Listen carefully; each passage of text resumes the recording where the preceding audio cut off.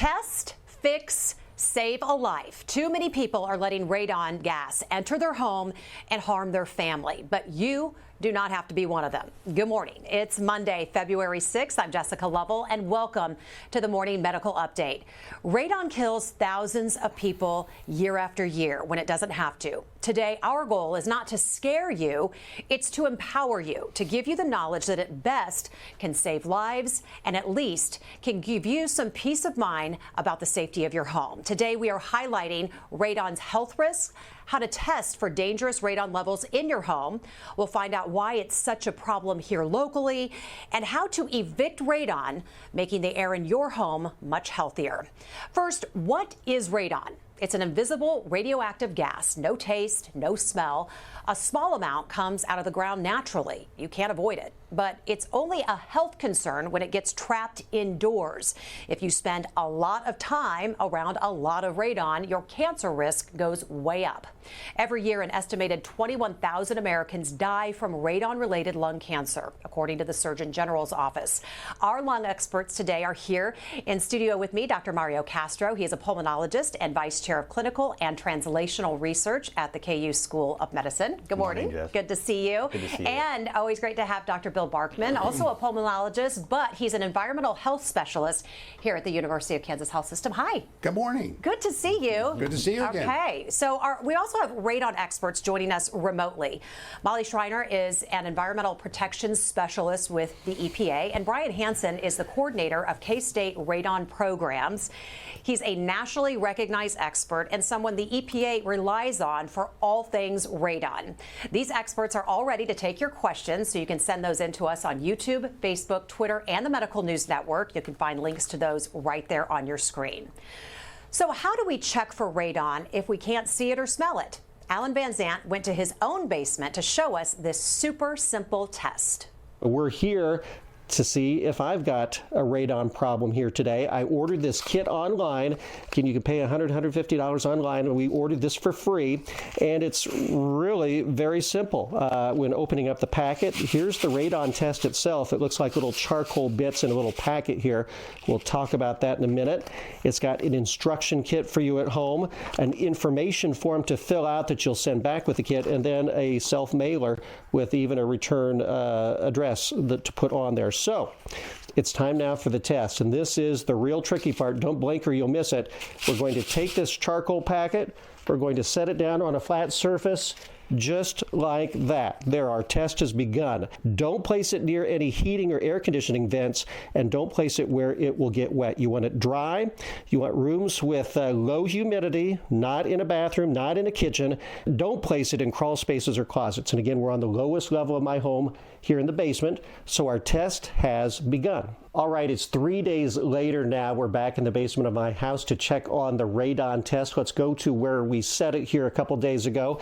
Again, we did not open this up. We left it sealed, and that's the way we're going to keep it. Again, the charcoal packets are here. We're going to put it in the sealed envelope that they sent with us. Actually, it's not sealed now, but we're going to seal it when we put that in, along with the directions and the information packet that I filled out.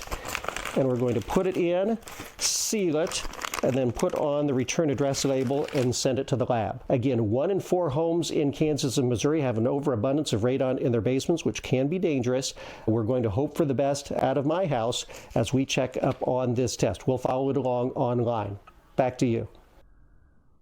Most hardware stores carry them, and actually you can typically find them for around 15 to 20 bucks. That price should also cover any lab fees, or you can go online through a government health department. Websites are right there on your screen. And just one note, Missouri residents can actually get them mailed for free if they go through the health department. There's also the American Lung Association at lung.org/radon. And a word to the wise, do not forget about those tests. You cannot let those radon tests sit for more than a week. That ruins the charcoal sample, and that's all laid out and explained in those instructions. We now know how to test for radon, but what are we looking for in those test results? Let's talk more with Molly Schreiner from the EPA and Brian Hanson with K-State Radon Programs. Molly, explain the current EPA radon guidelines. They're right here. We want to show them on your screen. And first, before you do that, what's a picocurie? So a picocurie, it's the amount of radon in the air that is measured, and it's the rate of radioactive decay of radon. So approximately with our action level of 4 picocuries, there's approximately 12,672 radioactive disintegrations in 1 liter of air during a 24-hour period. So yeah, that's a picocurie. Okay, picocurie, new word. I had never heard that before. So learning a lot about radon. I never knew about this until I tried to buy a house here in the Midwest, coming from the West Coast. So this is really, really interesting and eye-opening.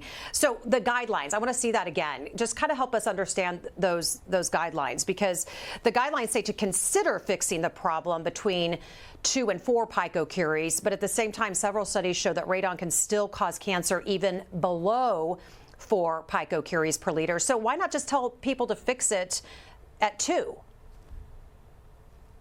Well, so we recommend mitigation, for several reasons at 4, but first, lower levels at 2 picocuries that come in when people test the measurement devices could be telling us some false negative errors, false positive errors that may happen. But secondly, with 4 picocuries, mitigation research indicates that levels can be reduced all the way down to 4 when levels are very high in the home. We have seen, 100 picocuries plus maybe in some homes. So this recommended level of 4 picocuries, if someone's a lot greater than this number, we believe that this number can be reached if they are extremely above that. But research also shows that 2 picocuries can be achieved 70% of the time as well, depending on how your home is sealed and whether or not there are cracks in the foundation or not. That all plays into getting your levels to a safe level. But we believe that no matter the level, if you feel like you're at risk, we say please mitigate no matter what. It's better to be safe and limit your risk no matter the level in your home. But 4 is definitely the number we recommend to people, especially in the Midwest. Brian, I want to bring up this EPA radon map. It's actually from 1993, and since then it's been up to really each state to care. Kansas is a state that does care. So tell us about what your team does and what kind of initiatives you're pushing out. So the Kansas Radon Program is the state public direct technical assistance program, which we operate here at Kansas State University. We also, by contract with the Kansas Department of Health and Environment, we also operate the National Radon Technical Assistance Hotline by cooperative agreement with EPA in Washington, D.C. So if you call the Kansas 800 number for radon questions, if you call SOS 800 SOS Radon for radon questions, you're going to be talking to us. So we are really one of the first points of contact both at the state and nationally for individuals with questions on radon. We also do professional education, public education, any number of other things, including trying to keep the data for the state of Kansas looking a little bit more current. So, Brian, how does radon get inside the home? Molly mentioned cracks in foundation, but if it's in the ground, why doesn't it just stay in the ground? Is it constantly rising? So we have, the radon entry into a house is multifactorial, but if we bury it down to the 2 probably most critical things for any given house, 1, it's the amount of source strength of radon directly beneath your foundation, and 2, it's the amount of negative vacuum pull that your house generates on that soil when your house is closed. So when a house is closed, like it is when you're running your furnace or your air conditioner, by design, the house generates a slight negative atmospheric pressure. This negative atmospheric pressure is there to bring fresh air into the home so you're not keeling over in that closed box from a lack of oxygen, which means that, functionally speaking, your houses suck. And they suck on the soil, which is pulling the radon through those openings and penetrations in your foundation into that small box, that small finite volume of air, which can allow the radon to concentrate in the indoor environment, sometimes to spectacularly high levels compared to what we could ever see outside.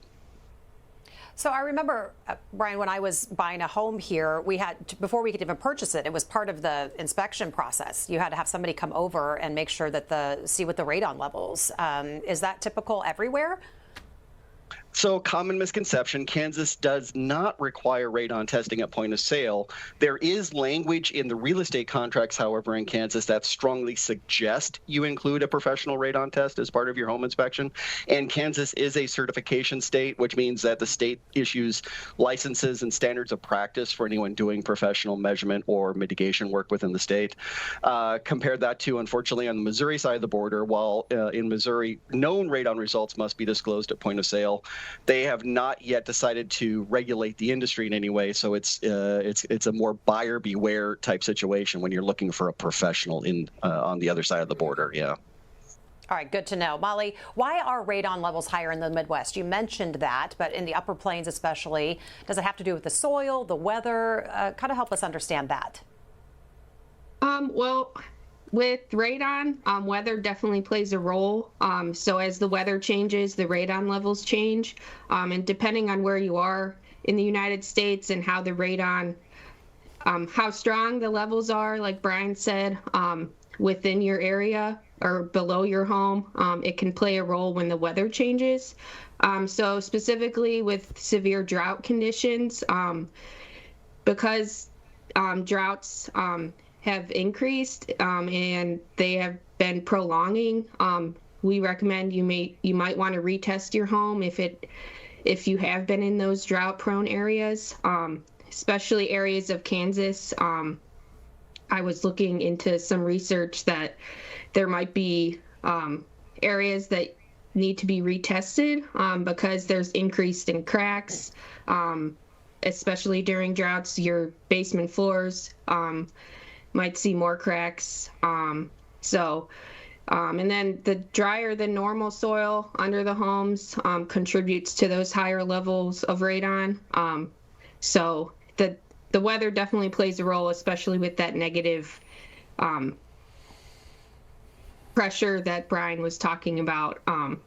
So as the weather changes and as we're keeping our furnace and air conditioners on, that definitely plays a role in the Midwest area, definitely. So Brian, let's talk about radon mitigation. How do we get rid of it, most importantly? How do I keep it out of my home? Mm-hmm. So since the problem with radon in houses is that negative pressure, that negative vacuum pressure that the house generates when it's closed, we take advantage of that by trying to invert those pressure differentials. And we're trying to make the soil negative to the house, which weakens the ability of the house to pull the radon in. And the process we use to do this also is continuously removing some fraction of the radon that's being captured underneath the foundation and venting it directly to atmosphere, which is where it's trying to go to in the first place. This is called active soil depressurization. This requires the installation of a permanent mechanical system that acts and runs continuously. And shown here are the two most common ways in which a system is installed into an existing house. We either run the ventilation stack, which is typically a 3 to 4 inch PVC ventilation pipe. We connect the pipe to the soil beneath the foundation. We exhaust it above the roof line, either up through the home, exiting through the attic and the roof. If we go this route, we can put the fan up in the attic. If we can't go up through the home, we can go to the outside of the house and then vent over the roof line. In this case, the fan would go outside at ground level as pictured on the right picture. So the fan then is what's going to generate the vacuum underneath the house. Now, the goal here is to not generate a black hole underneath your house. We literally just want to beat the amount of negative pressure that the house generates in winter, which is when we're maximizing that stack effect because we're actively heating the air in the house. So we've talked about what radon is, and we've shown you how to test for it and how to get rid of it, because really the only reason we care about this is because of one risk, that is cancer. Radon is the leading cause of lung cancer for non-smokers, according to the National Cancer Institute, NCI. We're going to talk more about that with our lung experts here in just a second, but first let's get a quick check on our COVID count with Dr. Dana Hanson, Medical Director of Infection Prevention and Control. You are back. Back. Rested from vacation, I guess? A working vacation? Yeah, it was CME, so it's continuing medical education. All right. So But I think you probably... we need to keep up with but it's better to do that by the beach, right? You know, that does help, for sure. It does help. Sure. All right. Well, we're glad to have you back. What has changed as far as the numbers since you left us? Not much. It looks like we are still, still having more than we would like to see of active infections in the hospital, unfortunately. 24 active infections, 47 total.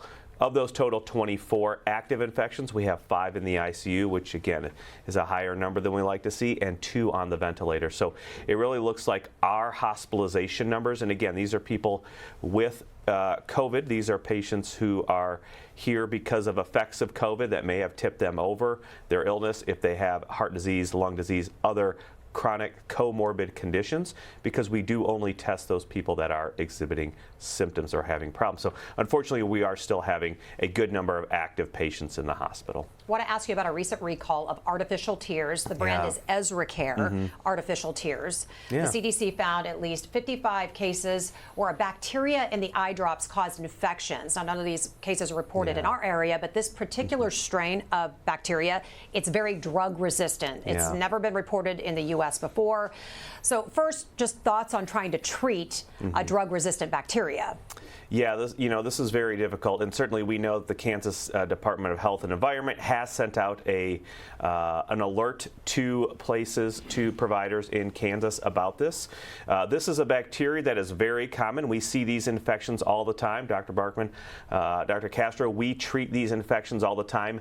This particular infection, though, this strain, just as you said, Jessica, has been identified as having multiple antibiotics resistances. That makes it very difficult to treat. As of right now, we really just have about 1 drug that we could potentially treat it with out of 5 or 6 or 7 that we would normally be able to use to treat this type of bacterial infection. So it is very important to understand. We need to let our critical care docs, our primary care providers, really everybody who may be seeing these types of infections, just to be on the lookout for that. But again, we do know that this type of bacteria is common. It does cause a lot of infections out in the community, but also in the hospital. But this particular one, because of its resistances, is quite important to understand. We will be on the lookout for that. We do have our emerging infections and preparedness committee that we do talk about these things. So we will be looking for it as well. So that is very important to understand. And this just goes to show you, again, we are in a constant battle with our environment around us. This bacteria is found in the environment, but there are so many other things as well. We see food recalls every day for other infections as well. It is a continued important battle that we are fighting against the microbes around us. And that's why the FDA and other surveillance networks that we have to help protect and safeguard against these types of things is so important. All right, Doc Hawk, thanks so much. Good to have you back. Yeah. Dr. Castro, Dr. Barkman, thanks for sitting here hanging tight with me. Sure. Questions for you, of course. So, Dr. Castro, the National Cancer Institute tells us radon is the leading cause of lung cancer for those who do not smoke. So, how do we know that this is a cause of lung cancer and not just a correlation? Well, radon's been well studied, and we know it probably accounts for 10 to 15% of lung cancers that we diagnose. And as mentioned in your intro, it is the leading cause for patients that don't smoke. Those causes of lung cancer in patients that have never picked up a cigarette. And so we know that this is a carcinogen, though, based on looking at exposure of airway cells to it. It causes them to become cancerous. So we know that this causes cancer. And then some of the best evidence actually comes from work that was done in minors, showing that in minors, the exposure levels of radon is about 100-fold. As you can imagine, they're down deep where the soil is, where radon is being produced. Yeah. And so that exposure risk elevates their risk of lung cancer substantially. And so we know that is true. Now, we're talking about those that don't smoke, but also when you think about those that also smoke, they work together, unfortunately, and cause even higher rates of lung cancer. So it's a problem for all of us to pay attention to whether or not you don't smoke or whether or not you do smoke. It's silent in so many ways, because if we don't talk about it, you just really don't think much of it, right, Dr. Barkman? Correct. I mean, it's scary. So what you're saying is that when we hear of somebody who has lung cancer, who has died of lung cancer, and people always say, gosh, they didn't smoke at all. Right. Is it fair to make that leap to radon immediately, or are there other things you rule out? Sure. Well, there's at least 1 out of 5 lung cancers are in non-smokers, and so there are other things that do cause lung cancer. Asbestos is one of the well-known causes, but also just things in the air pollution that probably represents 1 or 2% of lung cancers out there. And then, having grown up in a family that smokes, environmental tobacco smoke exposure also raises your risk, even if you're a non-smoker. I was trapped in a car with cigarette smoke for years, and in my house for years. It's like, gosh, we've learned so much, and that's why I want to ask you, Dr. Barkman, as an environmental specialist, has our medical knowledge linked to radon grown? Well, definitely. I mean, as Dr. Castro mentioned, if you really go back in time, the first inkling of this was in uranium miners in the Colorado Plateau. And that was in the 50s. You think about how science has moved forward and how we diagnosed lung cancer in 1950. We didn't even have bronchoscopes then. I mean, and we didn't have easy ways to do this. And so they found that a lot of the uranium miners were smokers, but not all of them, and they found this increased risk. Well, then it's kind of interesting, because then the science was applied the other way. They exposed animals, and they showed the causality. Usually we're exposing animals to something looking to see if it's an agent. This way, it went the other way. And then from that standpoint, and they found that uranium miners, if you just increase the ventilation, it decreased their risk factors. So over time, the EPA develops the regions of levels of exposure, as she pointed out in 1993. So we keep moving forward, and again, it takes time. The other thing, as Dr. Castro was talking about, all of us talk about smoking being lung cancer. Well, it was always felt that, that's a personal environment disease. We didn't pay attention to the other. The science is starting to show that air pollution can be a factor, radon a factor, and radon's easy to deal with, quite frankly, and so you should know. But it's a public health thing that is sort of silent. And you don't get the idea. And so we need to keep it out there. And I think one of the things that's helping us now is that 20% of people that get lung cancer aren't smokers. So people are getting the idea that we need to be looking harder at this. And the science is going to improve over time. There's no question about that. So I know you take it seriously, but do we as a whole, as a population, take it seriously? Or are we still getting to where we're doing the testing and learning about the risks? Awareness is not there yet. Okay. If, in fact, 1 house in 4 in Kansas has elevated rate, and if 1 out of 5 lung cancers are not related to smoking, we have work to do. And I think it's just going to take time. The awareness piece, having discussions like this should be important, and people can understand. The EPA drives the numbers, but in reality, it's a state issue, and each state looks at it differently. As Brian and I were talking earlier, North Dakota's got a high rate but they don't certify anybody in terms of evaluation or mitigation. So we're not there yet, but I think it's improving. All right. But I think the idea now that lung cancer isn't just related to smoking is going to help also, because people are going to ask the questions. And if you think about it, just think if you have a 90-year-old that comes in with lung cancer that never smoked, but lived in the same house and never was tested for radon. Again, a possibility. It's very hard to say, hey, radon was the cause in your particular case because of genetics and all. But the point being, we know what safe levels are, and I think there's science being done in Canada showing also what levels are safe for in the home exposures, because Canada's got certain areas that radon's elevated also. So I think this is an ongoing thing. We're making progress. We're not there yet. As lung doctors, do you talk to patients and, well, anyone who will listen about radon tests and testing their home? Is that something that you must be a big proponent of doing? Yeah, I think it's very important, Jess. And one of the things I talk to patients is, as we're seeing less smokers out there, now we need to focus on those other causes. And this is one of those causes, is that radon exposure. And so, I myself was selling my home in St. Louis and went to test it, and lo and behold, it was higher. And I was like, I'm worried now because I raised my children in that home, right? And so we went through mitigation strategies. But perhaps we need to be thinking about it more often. We need to be testing more often. As your experts, Brian, and others mentioned, it's, your climate changes. And so how are we going to think about this is not just when you're selling your house. Perhaps we need to think about this at other periods of time and regularly kind of do some checkup on that. Well, you just made a really good point. After you've lived in a house for 20 years, now going, oh, aha. Wish I would have checked for that before somebody else comes in, make it safe for them.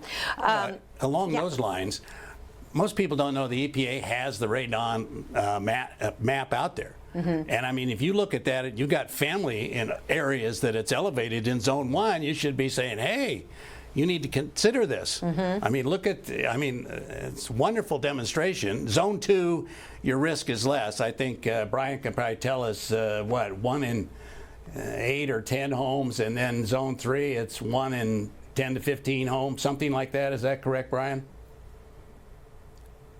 Correct. And locally, the original estimate by EPA for Kansas was, again, about 25% of houses, or 1 in 4 statewide, would be elevated.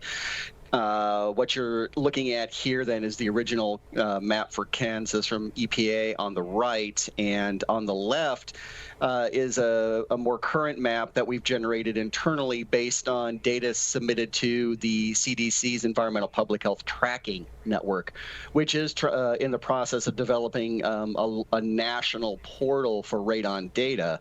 So this, the primary difference here is I've got more red on my map today than what EPA originally estimated. And, there's a few reasons for that, but I think I'm going to lay them down to 2. One, the sample sizes in 93 were honestly pretty small in our houses, because that's what they were able to get done.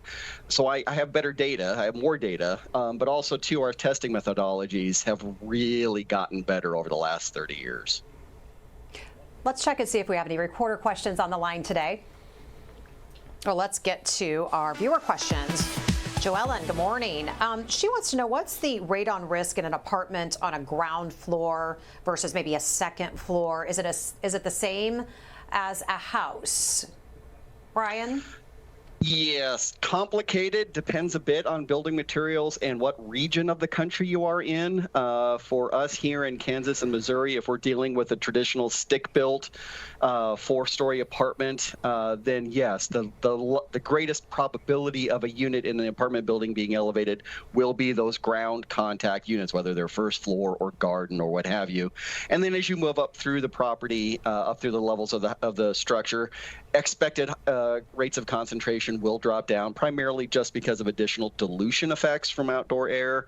Now, there are regions of the country, such as the East Coast, where the hurricane-rated all concrete condo buildings, you can have elevated levels of radon well off the ground contact floor. In this case, it's not a soil gas issue. It's actually an issue of the radon coming off the concrete. Molly, what if I live in a home that has a walkout basement? Doors opening more often. Does that help? Yeah, it definitely helps. The more you're able to open your windows and doors, that pressure can be released. But obviously, if it's really cold outside or really hot, we might not do that as much. So that's why the Midwest and the Western states, it's harder for us to keep those windows open to limit that exposure. That makes sense. Jesse wants to know, what about people working from home more often? Chris, are they having a higher exposure to radon? Brian? Oh, Yes, and on kansasradonprogram.org, our state website, there's a fact sheet subpage. We're getting this question so much in 2020 and 2021. We sat down and worked the math with the American Lung Association of the Upper Midwest and wrote just a two-pager that looks at that. And the answer is yes. Your lung cancer risk is based on your dose exposure, and your dose exposure is based on two things. What's the concentration of the radon multiplied by your time of exposure? So a lot of people were a lot more concerned about what their doses looked like, after going from maybe being in the house, 8 to 12 hours of the day to 18 to 24 hours of the day. So you can take a look at that on kansasradonprogram.org, and that might help answer some of those questions. But the short answer is yes. Dr. Barkman, Jenna is asking, what about places like churches and schools? Do those places get tested? Not unless they actively try. I mean, they're not. No requirements necessarily? No requirement. Interesting. Question from Nate. Is there any financial assistance available for someone who wants to install a radon mitigation system? Short answer is no. Long answer is it's a little state dependent. Colorado has a small pot of money each year for low income, but that's the exception rather than the rule. We've tried to get even IRS credits or even HSA allowances to use our HSA accounts to pay for this, and we've had, unfortunately, no success with that. And last question, some folks asking where else radon can come from. Lynn said she'd heard it comes from granite countertops. Cindy asking if it comes from water. Are there other sources? Yes, but in the absence of other information, we don't expect them to be significant. Our expectation for a single-family house with no other information about that house is that the predominant source of radon is going to be the soil beneath the foundation. Granite countertops, any natural stone will have uranium, which is the source for radon. So any natural stone will emit a little bit of radon, but in a 2,000 square foot home, 20 square foot of granite in your kitchen is really not going to generate much additional radon, not even really measurable unless we have our devices right on that stone.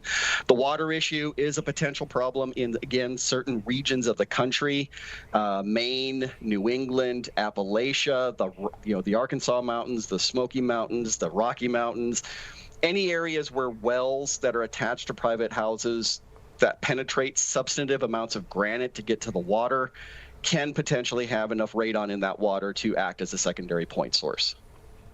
I want to get to final thoughts for our guest today, and Dr. Barkman, I'm going to start with you. What else did I not ask you, or what else do we need to know? Well, I think it's been a great program. The other thing is, if you're building a house, there are strategies to go through to build it, to reduce it for the future. And so I think that your builder, you should discuss that with them. And I don't know, Brian, does the state have guidelines for people that build houses or thoughts about how to reduce radon with that? That's one thing I would bring forward, because people want to build homes or redo their homes, and be sure you check with your builder so that you make the best effort. Yeah, Brian, I wonder if that's even being discussed with homeowners. It is. So a few states like Illinois and Minnesota have attached those requirements to their statewide building codes. Kansas and Missouri are both home rule states when it comes to that. They do not have statewide building codes that we can take that route with. So it becomes a local code official or local code adoption issue. In the Kansas City metropolitan area, we know that Olathe, Lenexa, Gardner, DeSoto, Eudora have all adopted those requirements over the last couple of years. Obviously, that would only apply to those houses built since adoption. Manhattan has had those requirements since 2001, Topeka since 2005. Lawrence since 2007, and Junction City and Salina since about 2013. Dr. Castro, final thoughts from you today. Well, one area we haven't covered is, what if you're like me and you've had that house for 20-some years and you don't know, what's the consequence of that? Well, we do have a screening device out there. Okay. We were on Morning Update a few weeks ago talking about lung cancer screening, and so I would say anybody that's above age 50 that's smoked over 20 pack years, that would be 1 pack a day for 20 years, that puts you eligible for lung cancer screening.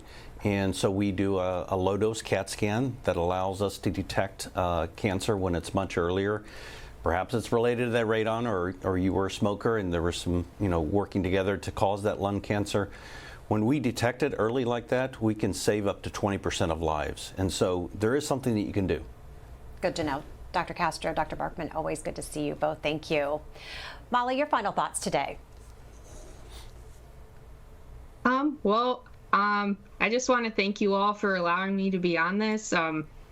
I just started in September, so radon was pretty new to me too when starting at the EPA. So I just want to thank you for giving me the opportunity to talk about the guidelines and hear from a few doctors that have seen this in their practice as well. And then I've also worked along with Brian very closely. So just want to thank you all for allowing me to be here.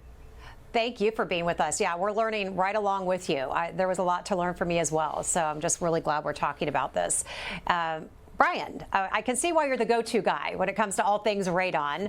Thank you for being with us. Thank you for this lesson in science or chemistry or all the things. But give us some final thoughts. Anything you really want us to head out into the week and know? I'm going to reiterate testing. If you're a Missouri resident, just Google Missouri Radon Program. You'll get to the state website. You can request one complimentary radon test. On the Kansas side of the border, we, through the Kansas Radon Program, we make test kits available to the county extension offices. So Johnson County Extension Office, Douglas County Extension Office, Wyandotte, and Leavenworth, all in the area, all have those kits available for generally around $10 to $12. That's, again, all costs included. It'll be a little less expensive than buying them off the store. So if you have not tested, test your residents. Thank you so much. Dr. Hawkinson, final thoughts. Have you done a radon test, by the way?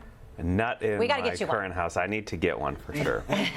Sorry to put you on the spot, but that's what we do, right? No, I think it's good. I think it's quite important for sure. Again, thank you to our guests and kind of getting this message out there. Just like Dr. Castro said, we were talking about lung screening before. This is a different type of screening, but so vitally important. There are just so many things. I know people are probably getting fatigue from screening and having to keep up with all of these things, but overall, moving forward, especially as the population grows, your family, your loved ones grows, it remains so important to continue to do these things, take these little steps, so that in the future you can continue to have a good quality of life. All right, Doc Hawk, thanks so much. And thank you for being with us today and all of our guests. With Super Bowl just a few days away, we want to see how you celebrate the Chiefs. Check this out. There's Bullet the cat stretching for the end zone pylon. How do you cheer? Yes, look at him go. How do you cheer on the Chiefs? Show us by sharing photos or a video via Facebook at KU Hospital or Twitter at KU Hospital News. Send those in. We want to see them. Send the pictures, and then you might see them right here on air throughout this week as we get ready to cheer on the Chiefs this coming weekend. Have a great day, everyone, and see you tomorrow at 8. Coming up tomorrow on the Morning Medical Update, a gruesome freak accident, falling face first onto a spike. Surviving the skewer was just the beginning for 10-year-old Xavier Cunningham. I'm Jessica Lovell. Coming up on the next Morning Medical Update. Our series of Where Are They Now? We catch up with the teenager and hear his prognosis now from the doctor who removed that spike. Tuesday at 8. Subscribe to our Morning Medical Update and Open Mics with Dr. Stites podcast. Now everywhere podcasts are available.